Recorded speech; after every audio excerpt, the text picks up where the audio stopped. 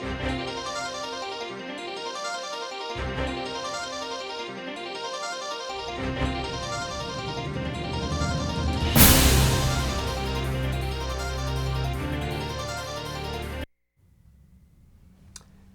evening, Danvers. My name is Mark Zuberek, and welcome to the Topics of the Town. Tonight we have Matt Duggan with us as a special guest, Bradley Hunt from Salem 5 Cent Savings Bank, and John Toomey, who has been a steady holder of that seat, right? We got the both ends covered here. So, what we're going to do tonight is more of a information instead of a news broadcast, but the Topics of the Town news reporting is direct and comprehensive. Our stories are in depth and represent stories that no other news media wants to report. And I haven't seen any stories in the news media lately about Danvers because we don't have any community news. We will always report only the truth, sometimes with our opinion included. So it's a matter of understanding of where the story's coming from. So what we'd like to do, first of all, is give an update, a quick update of a couple of items that we have been reporting on. And one of them is the Peabody Institute Library. And if we can run clip 1, John, you want to handle that one? Yeah, this is when it was closed, and you can see the trucks out there. They're working on the repair. The sprinkler system broke down and did some damage to the interior, and they spent 2 or 3 weeks, and they finally got it opened up. I will say one thing: people realized how important the library is to us, and what sort of a facility it is to Danvers. They did make a few minor changes on the interior, and as usual, it's a nice place. You can stop in, spend some time there, or just go in quickly and get what you want. It's very informative. The people are great. They know what they're doing. And I was amazed at how many crew members and trucks and so forth were there during the repair. Well, that's a significant thing that happened with the water. We last Yes. show we discussed the preservation of the artifacts that we have downstairs in Richard Trask's room. Well, that was fortunate that the problem was up on the first floor, and it was actually in a small area. Right. And it was more of the water was just flowing. So they repaired it, the rugs and the floor and so forth. And but as I say, it's nice to go in. I mean, I was a kid when I first went into the library, so I remember Miss Day. Oh, wow. That's a good But sign. as I say, great news. The library's open. Go. Well, thank you very much, John, for updating us on that. The other item that we want to update everyone is basically on the traffic and the bridge construction that you have been able to identify. Well, why don't we do that later? You want to do it later? Yeah. Fine, then we'll do it later. So, right now, what we'd like to do is, we've been talking about a planning, new and planning of economic development in the town of Danvers. This was started basically back in 2018 when we had our new director of planning and economic development. He was hired, and he's not new, but he's new. Aaron Henry is the director for planning and economic development. And I had an opportunity to sit down with him in November of 2018. At that time, he told me that he was too new to know all the details, so I said, okay, so we'll wait. Unfortunately, even till this last week, Town Hall did not want to participate in this discussion about the economic development. So what we'd like to do is sort of go over what is economic development, what is the climate for improving. Is it improving, or is it stable, or is it declining? And one of the things that maybe, Matt, you've been working with the planning, you've been watching planning all along. Have you seen any results of business and economic development discussions in regard to the long-term issues in town? I think, well, I've been attending some workshops with the land use department, and that's one of the departments that David Fields and Aaron Henry manage, and they're presenting some zoning initiatives to Right. promote, and that in itself will promote some commercial development in the downtown area. Now, you know, recently the town meeting passed an overlay for the Industrial 1 area of Hotwot, which is at the corner of Hobart and Maple. So that area is the Lees who own that property, and it's a substantial area. It's several acres, I believe. That's the Hotwot property. Yes, and so by right, a developer could go in there and build any type of industrial facility. And as we know, it's surrounded by residential neighborhoods. So the town meeting approved the overlay to allow residential development on that property and in that area. And some of that was already occurring. So if you look at 20 Locust Street, that property next door to Lyons Ambulance is in the completion stage. It's nearing completion stage, and should be. What's it developing as? Excuse me? What is it developing as?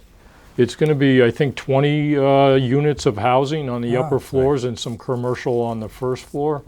They basically gutted the entire structure and rehabbed the entire thing. So. Well, the issues, and I'll bring it to Brad in a second, is that all of the planning and all of the zoning and all of the changes of regulations and everything else that the town will impose are really dependent on the business climate of the current and the future businesses that may want to move in or expand in other areas, but keep the storefront up in the square. So the question for Brad is from the banking standpoint, because you're related in funding and organizing and supporting the developers, whether they're business, housing, or commercial. What indicators are banking related? Do we have any indicators in our town or in the North Shore, really? Because we're only a small piece of the North Shore. Mm-hmm. So what indicators do you see that are indicators of improving or stabilizing the existing climate? Because I'm looking at a lot of properties that have vacancy. Available, and right down the square we have the big, the building. What's the name of that building? Not sure. It's the brick building, yeah, and it is vacant upstairs. Yeah. So, Brad? Well, I mean, I think what I would generalize with saying is that you're seeing a lot of towns moving toward mixed use, right, as a target. Some of the towns that have been successful in maybe revitalizing their downtown areas, you are really seeing a focus on making it a destination, not just be a place where you might have luxury condo units go in that are affordable, but a place where I want to live, but also where you've got the neighborhood drugstore or the hardware store. The younger generations now are gravitating toward places where they don't need to transport a family all over Timbuktu to go do their shopping and then come back home and eat or whatever. They want all the services close have by. that local, and so we're seeing a lot of success with developers that are working with the towns to help facilitate that mixed use type of property. And so I'm encouraged by that when I hear some of the opportunities that Danvers is focusing on that would help facilitate both the residential and the commercial space to make that happen. So I think, personally, as a banker at Salem 5, I'm excited. I know the bank is excited for those type of opportunities to collaborate with the local towns and make that happen. Well, do you think the overlay district that they're putting into downtown Danvers, that is what it's going to do, is attract people plus businesses, developers? I'm hopeful that that is the case. I need to get more information on what's happening with it. To be honest with you, I'd probably form a better opinion. So I might stay away from that. I don't mean to act like a politician, but I think that I think Mark and I at one point had been talking about the city of Portsmouth as Right. as an example and what they've done there. If you walk downtown in there and you see the developments of the residential units and the retail space that they have and the commercial industry that they have, it's pretty impressive. And my ears kind of perked up when I first heard talk about the plans for the overlay, because I think there is a great potential there. I really do. Well, okay, well, where is the potential? Is it now it's there, or is it something that they're hoping comes? I don't a hear good question. anything about anyone saying, oh, I'm going to go down and develop this, put a 2 or 3 story building here or something like that. The only thing I've seen is Lee,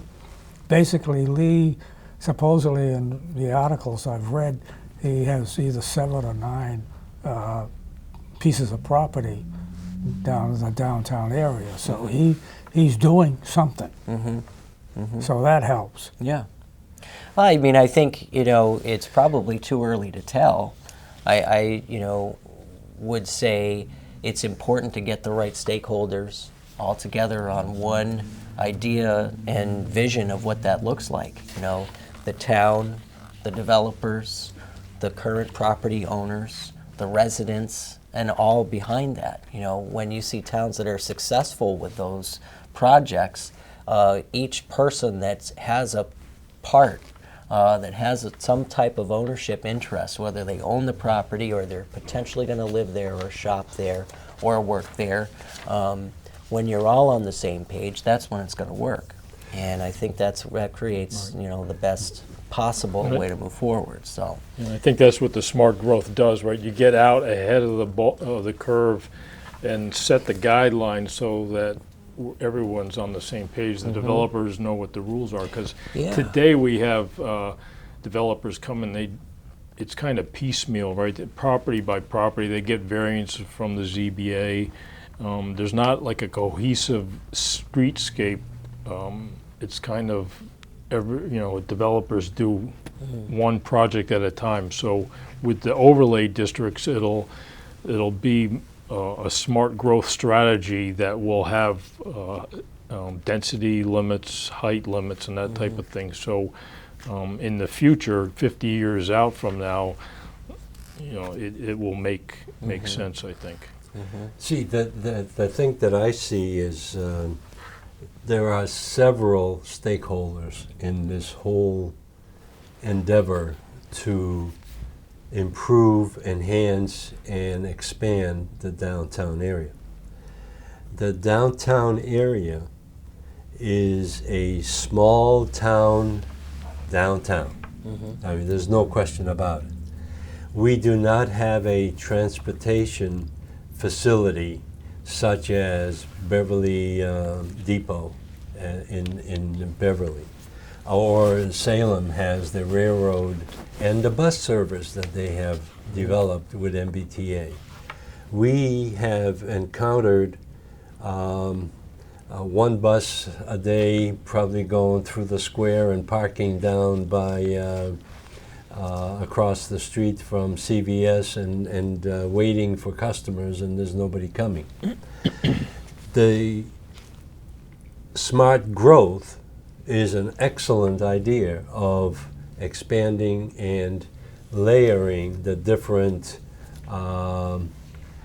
residential, commercial, and maybe some minor industrial facilities that can be created, because they're at the lower end of Maple Street. There's some engineering firms, there's some air conditioning companies and all that, but they have a lot of space behind them. Mm-hmm. So they need to, if they need to improve their income, they need to raise it up to a higher level and go up 2 or 3 stories and build out. The thing is that we're lacking a transportation mode, and we're relying on this walking town, or city or town. It depends on what you want to call Danvers. It's either a city or a town right now. But John and I have had this discussion in regard to the parking, the traffic, the congestion, the density. That is going to increase. And I don't know what they're going to do with it. Well, that's the point, is that they're putting through rezoning. And I have to assume that their idea is that if you rezone it, you're going to attract development, which means people. People create problems with traffic and parking. And downtown, basically, traffic is very bad, and parking is practically non-existent. And the zoning that they're putting in really doesn't discuss parking or traffic as far as I can see. And those are going to be major problems, at least my opinion, is some developer comes in and he's going to look, that's one of the items that he's going to look at as to what effect traffic and parking will have on what he develops. Well, the town will restrict that to some extent, but they will not solve the issue, because in the zoning there is no limitation of how many spots they have to have for parking. Well, there's a minimum required of 2 spaces for each housing unit, but I think this MAPC, which is the Metropolitan Area Planning Commission, they think that's excessive for these 40R overlays. That they seem to think that households can get by with 1 car or even no cars, which is a challenge here. Excuse me, as you mentioned, with the lack of public transportation. But a lot of the traffic that you see is pass-through. It's cars traveling through Danvers Square, going somewhere else. So. Right. Anything that happens in Danvers is really not going to have an impact on that. Right. The following issue is a important piece of this, because every time we discuss smart zoning or smart, whatever you want to call it, it's all geared towards retirees, single individuals, the millennials, of all things. Where are they going to work in the area? That's part of the problem. Yeah, it can't be a walking town, but where are they going to work? Are there any moves on developing industrial or commercial space that will assist in employing some of these people? That's the question I always have. Right, right. Have you seen anything in surrounding communities? Well, I would say what you're seeing first is a lot of development, certainly in the urban areas, in Boston. in that South Boston area. You see it branching out into East Boston and where that's going. And I would say when that space runs out, those developers that are working in those areas are going to be looking for the next place to go. And the North Shore is probably a very desirable target. So whether they're happening right away, it's not too far off to say that that would be happening soon. The Seaport District basically took 40 years to get to the point where it's at now, because I remember parking right. in the mud puddles over there in Yeah, and it's an the unbelievable lowlands. that is developed into. That's right. Yeah. So Well, it does all of take. this comes back out from Boston into the suburbs as they are talking about. What happens to Danvers? I mean, we're practically surrounded by small cities. Are we going to become a city? I would think so. I don't know why we're not a city yet, because we are large enough. We're 26,000 people. But that's ignoring, at least in my opinion, that's ignoring what the average citizen in Danvers thinks. They don't want to be in a city. They're here because it is a town, and that makes it very attractive to them. But they haven't been listening to what's going on at these meetings that we attended last Tuesday. Well, that's one of the problems. If you're not aware of what's going on, you get zapped when they put it through. Well, that's true. But you don't see any major developments in the industrial employment side of,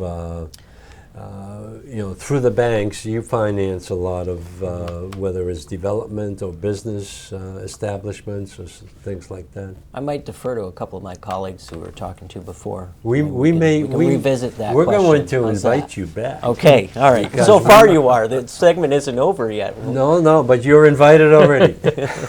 Can I just Because- expand on that a minute? Yes, So absolutely. there's definitely a lot of development going on out at Cherry Hill Park, so that's kind of a beacon of hope for this area. And I think, as you mentioned, the build out in the core area of Boston, as that gets built out, companies will probably migrate out along with the people, because businesses tend to go where they're Definitely.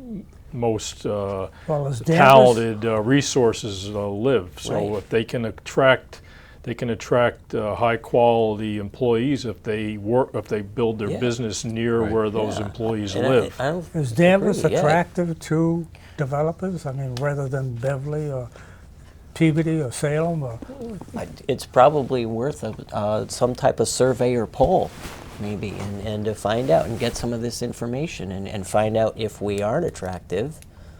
Maybe what needs to, for I think for any town that was a question to to kind of ask. and Well, surface, see, so. this you're falling right into my I fell into it's outline hook, line, and here. sinker. Downtown business and town government interaction. Basically, that's the basis of business development, attracting individuals to come to town. What can the town do to assist the business community in expanding and increasing employment? Well, see, this is what, in my opinion, the rezoning, the overlay district, to me, what they've done is they've added an easy way to develop in town. The Right. business, condominiums, residential, all in that particular area. But where are the developers? I don't hear any big deal about developers looking for areas to develop. Is there something going on, or is it just that they just put it There's up there and they're development. hoping people come? What do you think? Well, I think there is development, but it is residential, but there's a challenge in the hardship of developers pay a high price for land and they want to maximize the return. So that's a challenge based on our current zoning in terms of density. For example, 2 Pond Street was a ranch house that was purchased by a developer, and it was at bank auction, paid close to $500,000 for that, and then used that price as a financial hardship when he went to the ZBA to argue for 3 or 4 townhouses, which was far in excess of Right. what the zoning allowed. And if you go there today, you'll see the 3 townhouses there on the corner of Pond and Holton. By right, those were not allowed. But let's take a look at your example Sure. of clip number 3, I believe. So we speaking go. about the ZBA and town zoning and the mismatch, so this is this large brick building, 44 Maple Street, back around the turn of the 20th century. I think it was built in 1890, and at some point in maybe the 1920s, there was a fire. So the top 2 floors were chopped off. That height was probably 45 or 50 feet high with that mansard roof. So if you, Nate, if you could go to the next. Okay, so the building to the right there, the tan building, 2-story, that is 44 Maple. Today, there was the ice cream shop, used to be Goodies there on the right, and then on the left was Giorgio's, I think, a hair salon. And the second floor, for the most part, was usually not occupied. Or storage. It was, basically, yeah. so it doesn't look like that exactly today. We saw them last week put some staging up around the front of the building, so it's currently under construction. By right, that is in commercial 1 and doesn't allow any residential in commercial 1. So this applicant went to the ZBA and requested variances for to allow residential and also a special permit to originally they wanted to exceed the allowable height, which was I Well, think isn't this 45 feet. where they're going to put in the overlay district too? Yeah, this is the overlay This is district. before that. Yeah, but this Yeah. is outside of, the overlay district would have addressed this in a more clean fashion. Nate, if you can go to the next slide, please. So this is this is what the building will look like after the construction is completed. The first floor will stay, they're not going to demolish the entire structure. They're basically just going to put a new facade on and add additional stories. So you can see this was kind of tailored back from what the original design was. The original design was higher. It had a kind of a 4th floor, some Attic apartments. yeah, it had some dormers on the Right. top floor. So this, when it went through the ZBA and through the planning department or planning board process, the site review, this is the final product. And you can see there's some architectural detail there and the 3rd floor is stepped back. So this is kind of the vision for what the overlay would look like without going through all the variance requests. We can see the businesses on the 1st floor, and then the 2nd and 3rd floor would be residents. There's 10 single bedroom units. The big issue is with parking. There is very little parking in the back of this structure, and so that's a serious concern. But the reason I use this as an example is that when you have residences on the upper floor, it makes for a more vibrant downtown in the evening. And you also have people that are more apt to shop in that direct area. So it's a benefit for both the people that live there and for the people that run businesses.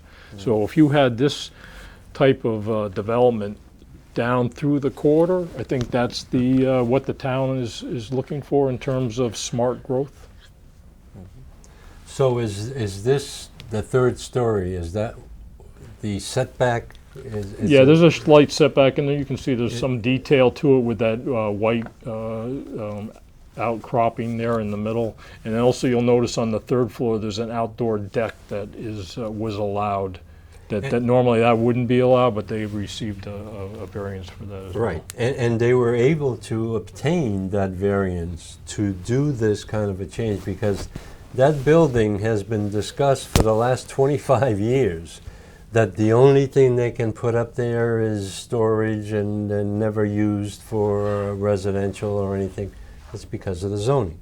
So now Zoning Board of Appeals basically gave them relief and they were able to come close to what the new zoning Yeah. is going to permit for an overlay district. Well, that also points out what I've been pushing.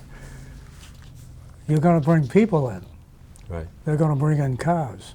Where are they going to park? Where are they going to work? Well, that's, Where are they going to travel to? yes. There is no transportation. There is no parking. You're absolutely right.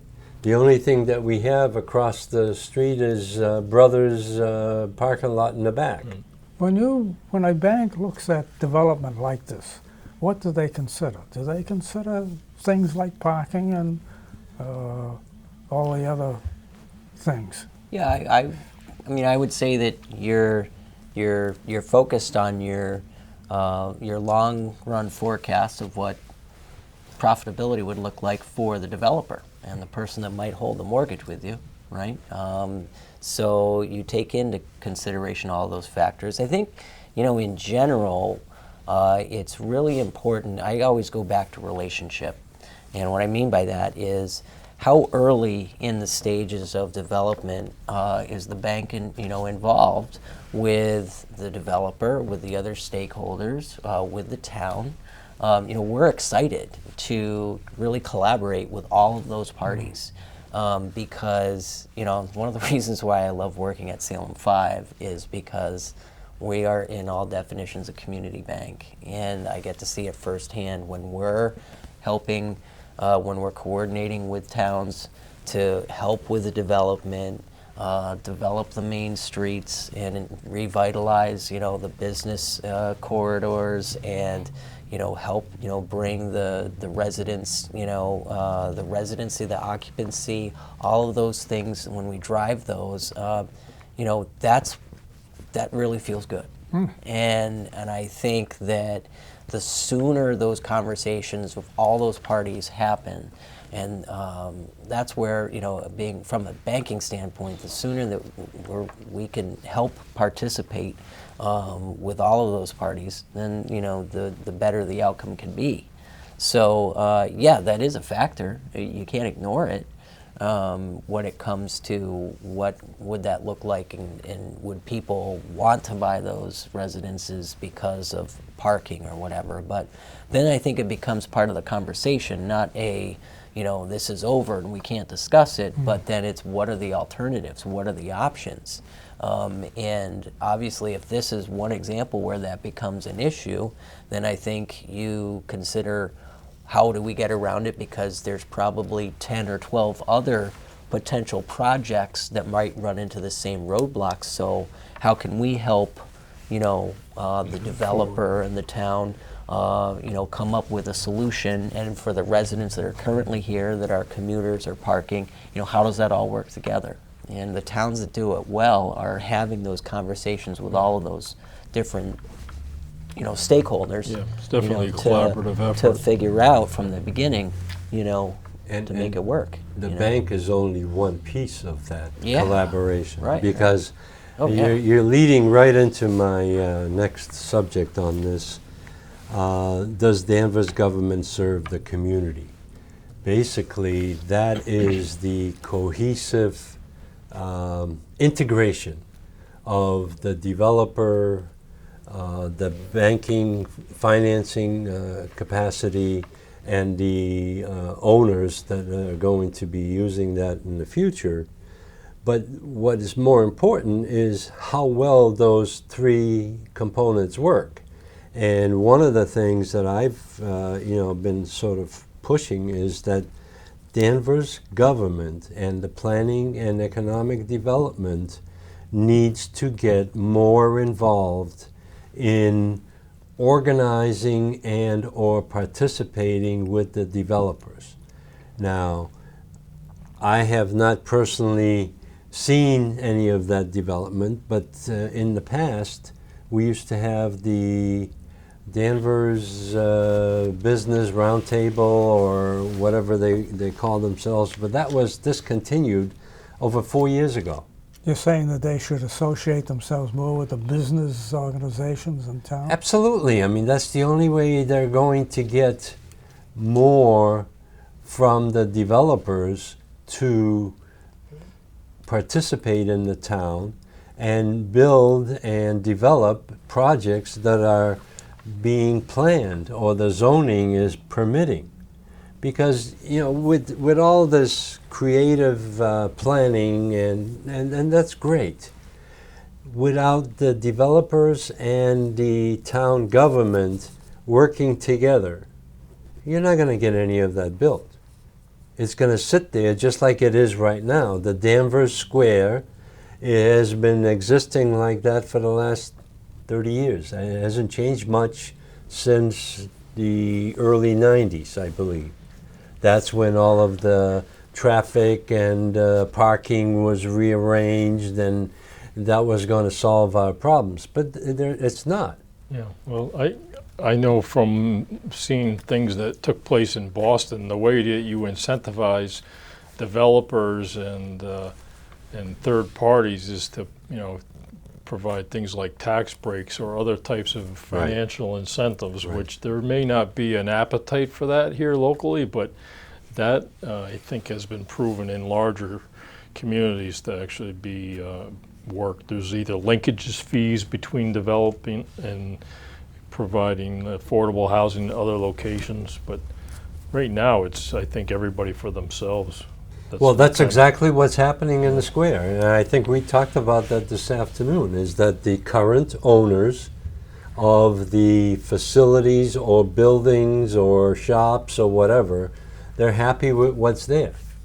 The thing is that the best thing for the entire town? Because sooner or later, we're going to get out of our bedrooms and go downtown and see what's going on. And it's a great idea to energize the downtown, because that's where the business activities happen. So you're saying that the development, the zoning and so forth should attract development that attracts people, residents and business people and so forth. And that's the question I have is it going to attract people? That's not going to be proven until 20 years from now. I think ideally it has in some communities. I think there's examples in nearby communities like Reading and I think Stoneham and Linfield. They've used this 40R legislation to kind of build, but they tend to use it more in localized, like the hot watt type of situation where it's not a broad swath or a corridor through their town. It's maybe a industrial plant that was closed down and abandoned, and they've been able to repurpose that, and the 40R has been found to work well in that type of situation. Well, as you remember from 2 nights ago, I raised the issue, why are we doing this? And nobody had a real answer to that. I believe that a lot of this is driven by the state governor and his ambition of dispersing a lot of the population growth that they have in the cities of Boston, Fitchburg, Worcester, and places like that into the suburbs, because they cannot afford to live in the city. The prices of homes and apartments or condos in Boston are $1 million a piece now. South End, you couldn't sell a house down there, or the triple deckers 25 years ago for $100,000. Now they're worth $1 million. As a banker, isn't that what's going on in Danvers? The price of property, housing, and so forth is going up substantially. Yeah, we've been in that market for a while, right? So, I mean, if you give it long enough, hopefully your real estate, value increases over time. So that's not, I don't know if, I wouldn't say it's not new, but yeah, certainly right now that's been the trend. I go back to what we were talking about with, the buy-in at the level of the developers, the property owners, right, and collaborating with the town. And I probably sound like a broken record, but I think it's also important that the in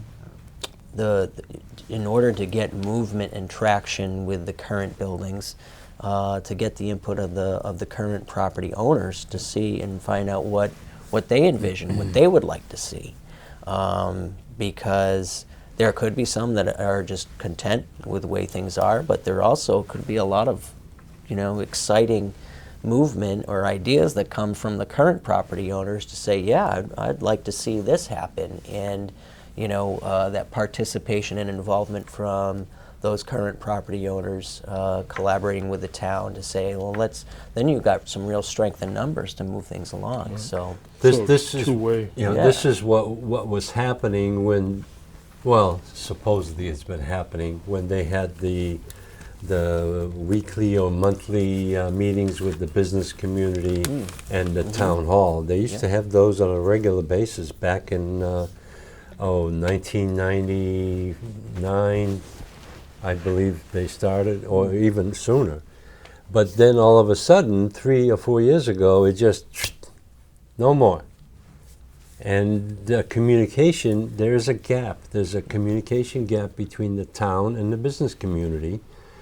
And in a way, it's as a result of two things. Lack of involvement by the town hall in addressing the business community needs. And it's a lack of the business community demanding that this should happen. Rotary doesn't do any of that. What's the Beverly Chamber of Commerce?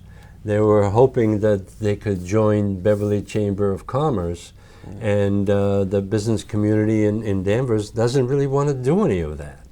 They want their own organization, and that should be encouraged, and it isn't right now. There is a communication gap, and this zoning is great, but unless it gets implemented and there's a buy-in by the business community to provide the jobs for these people that are going to live alone and walk to work, that's never going to happen. So that's encouraging. We need to encourage that more. yeah, I think there's some great potential, and I would say from the perspective of a local community bank, we're excited to partner with all of it, with the town, with the businesses. The way we succeed is with the success of the towns that we operate in, and with the businesses and the residents, and it all comes full circle. See, what I would like to do is invite you back for the next show, which is November 7th. What we need to do is explore more of how extensive is our business community, because right now the taxable portion of our tax collection for business is 1/3, or 25 to 27%. It's in the 1/3 range. The rest of it is from residential and bedroom community side. Commercial and industrial is not that big, but we as a town are charging more taxes for the business community because that's politically correct right now. So we're at 1.42% higher, 140% of what the residents get charged, and the residential gets reduced. So that's another complex situation that's coming up in December. They're going to be talking about that. But the thing is that we need to bring the community of residential, commercial, industrial, banking, town government into the mix and let them discuss it. So I would thank you very much. And John wants to do his B-17 demonstration, or your flight. I just think this isn't a particular Danvers situation, Right. but I think that history of it, I grew up here and I can remember the Second World War as a kid, and I can remember the B-17 Fortress flying over. And so this really brought back some fantastic memories. Can you run There you here go. we are. buckle down As you this can area see, here. You just hold that tab down towards the anchor point and then pull on the belt and it'll get longer. These belts are pretty tight, so you're gonna have to struggle with that. I've already made them. Try not to use those for handholds. Don't use the wire bundles either. Any structure will hold you. Watch your head. You can bang it anywhere. The centrifugal forces made it very difficult, and he didn't have to go very far.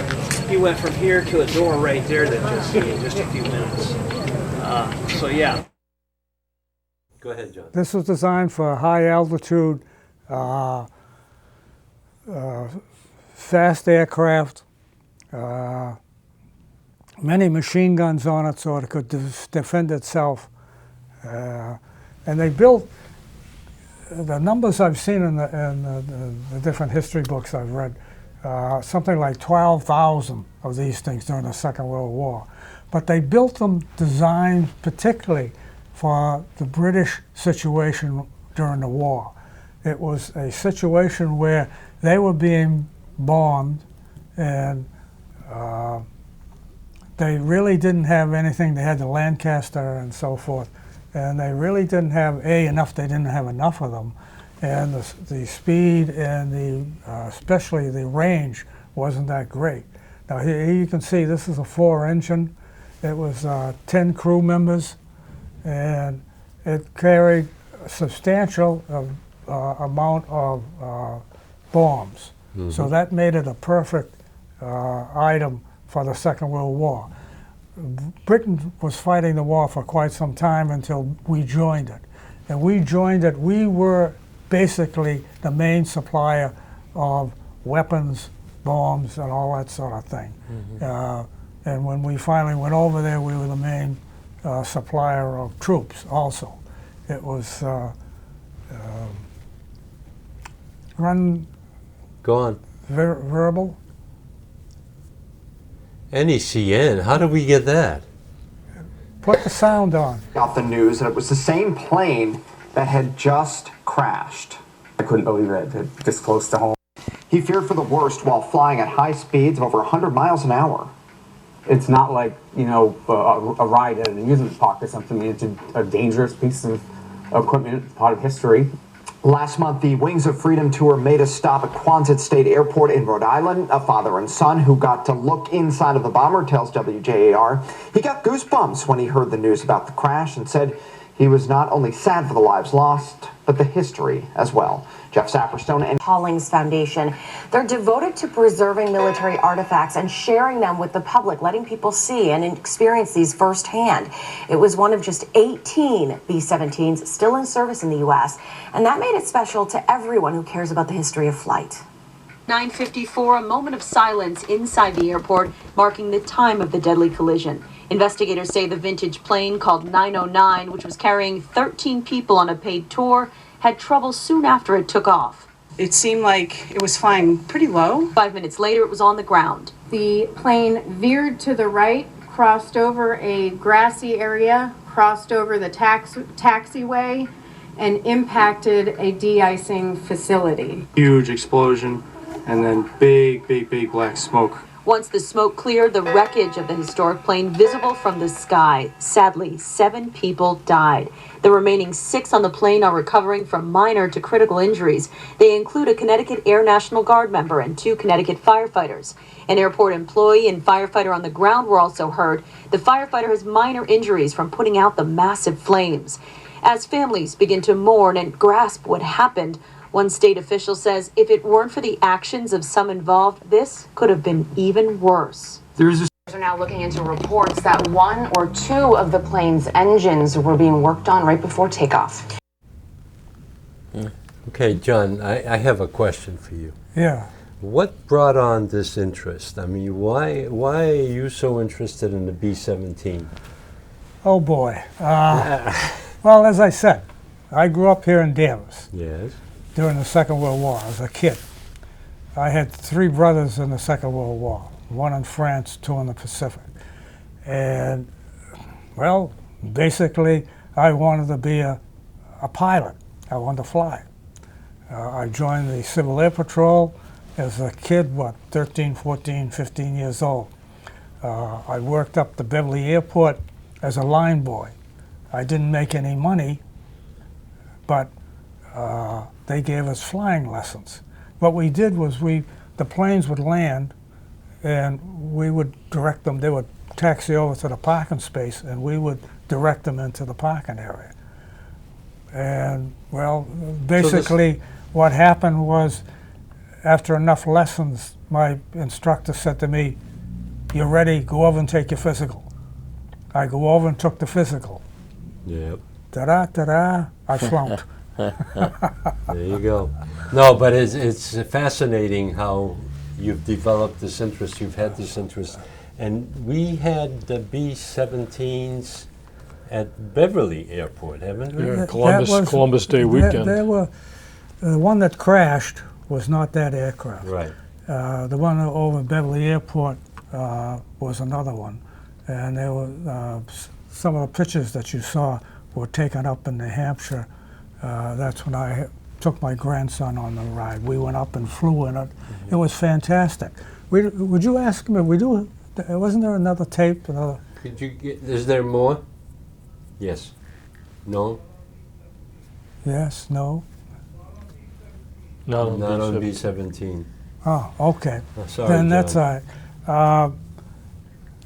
I thought we had some. But anyway, it was a very, when you get on board, I couldn't stand up straight.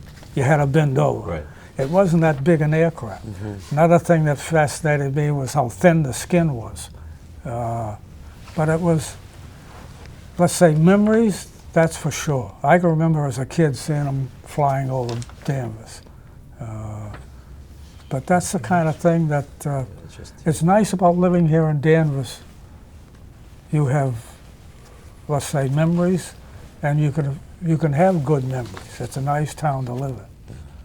No, it's close to everything. It's a cross section of the whole North Shore, basically. Yeah. We are the crossroads. But well, thank you, John, for that. And I think if we have the other film, we'll have a next show. This is a good distraction from the real world of planning and Zoning. and zoning and town government. Yeah. But what I would like to just wrap it up is we have, does the Danvers government serve the community? And by doing the planning and the proposal of zoning, that is an attempt to improve the quality of life in the town, the quality of the buildings in the town area. We do not have all of the flexibility that we would wish, so we can get green space into the square. And we have a tree down by the bank, not Sovereign, the other one, but those luxuries are gone. So now we have to be more innovative. And what role does the planning organization have in developments and regulations? Well, what elements of our government contribute to the quality of life in our town? And the elements are many. The banking industry supports the developers work within the confines of the zoning that we, or the town planning department is imposing on them, because that's going to become law now. But also the town needs to extend that friendly arm, say, come on, let's do this together, because it's something that the town should encourage. Well, let me throw in that Go ahead. someone who should get involved is the average citizen out there. Until you get more people involved, you're going to have, the town is running on what? 1/4 of the people vote? I mean, that's 1/10. 1/10. I mean, God awful. But get out there and vote. Get out there and get involved. Boom. And my final two comments on here, should the town of Danvers become the city of Danvers? Because that is an important issue, because right now we're being run by committees. And committees don't always agree. but they do not always represent all of the residents of the town either. So, should the town be run by a council? It's probably be better and quicker and get more definitive on what they want. I'll speak to that. I got a Go. quick comment. I think the town meeting here is rather weak. It's asleep. They're not engaged. So as John mentioned, people want to get out and vote. We have town meeting members that really aren't engaged. So I think having a city council with a, not necessarily a strong mayor, but I think you'd see a more aggressive form of government. And more compliance to what the citizens want, because the mayor would be elected and the councilors would be elected. I mean, there's a difference between just running a town and actually, you know, making it sort of planning strategically for the future. Well, the thing is that we do need a strong mayor in town, because that's going to reflect how the people want that mayor to work. Are you advocating we become a city? Absolutely, you know that. I've been advocating that for 30 years. The problem is that the town of Danvers is so parochial that there are factions in town that will not let that happen.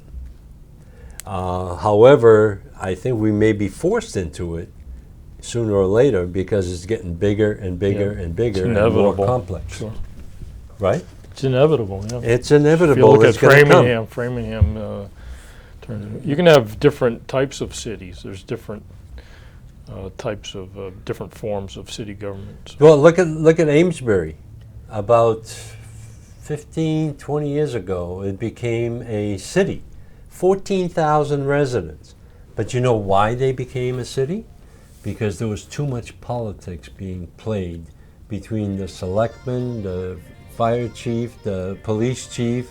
All those politics were in hand. Brad, thank you very much for participating with us. Yeah, and my pleasure. Thank you. You are invited for next show, and what we need to do is we need to discuss this further, because we'll get more details, and you've been able to sit in on a lot of those meetings. Okay. So good night, Danvers. John, thank you. Thank you. And Matt, thank you very much. Thanks, Matt. Thank you.